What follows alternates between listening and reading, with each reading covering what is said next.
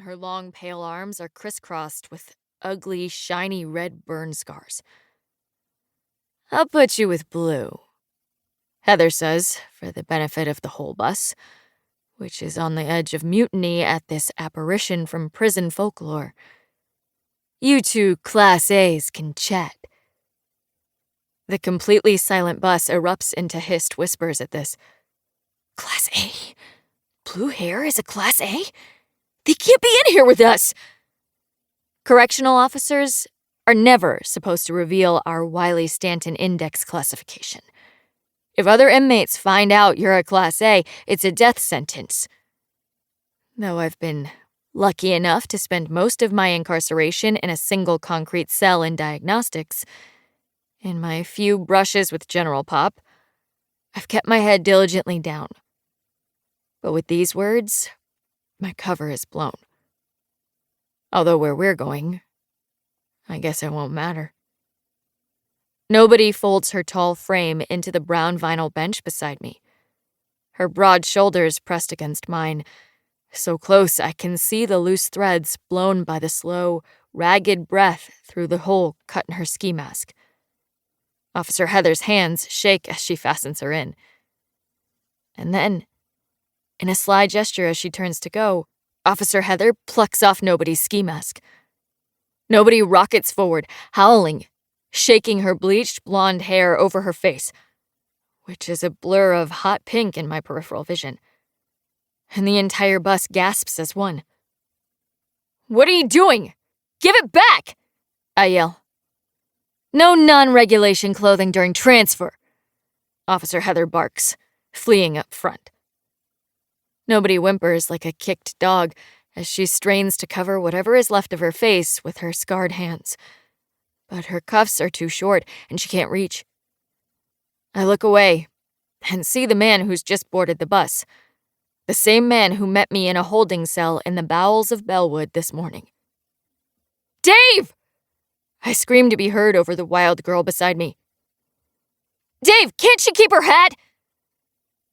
Dave frowns under his unmarked baseball cap. He looks from Nobody to Officer Heather and leans toward her, consulting. The girls in front of us take advantage of the moment, twisting around in their seats to gawk. I lean forward and hiss, "Turn back around. Right now." And here is the real difference between prison and high school. Here is the difference between being Signal Dear Loner Goth and Signal Dear the Girl from Hell. The second I say turn around, they do. They whip around in their seats and hunch, frozen in fear like startled rabbits. Like I could somehow break loose from my cuffs and claw their shocked faces right off their skulls.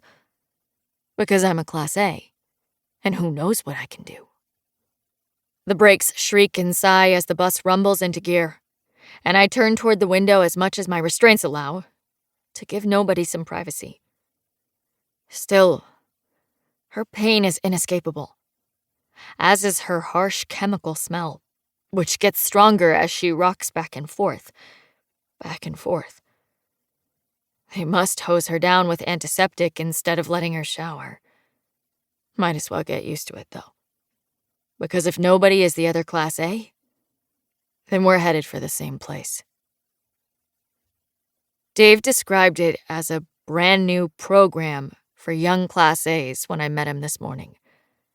My first impression of him was that despite lacking any official insignia, he was more in uniform than the prison guards who herded me into the room.